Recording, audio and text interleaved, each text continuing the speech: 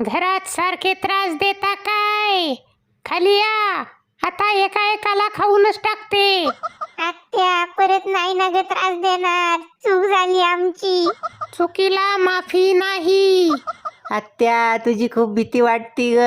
आत्या नको ना ग घाबरवूस आम्हाला. बाबा आत्यानी तर लेकरांच्या बत्त्याच गुल केल्यात की. बर नाही खात. मला एक सांगा, तुमचे मम्मी पप्पा माझ्याबद्दल घरात काय बोलतात? मम्मी म्हणली काय रिकाम्या हातानेच येते कुत्री.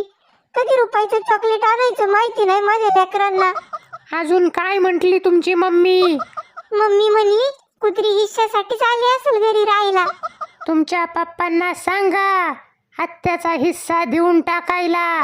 अगं आत्या तुझंच काय, पप्पांना त्यांचा हिस्सा पण तुला द्यायला सांगतो, पण आम्हाला खाऊ नको ग.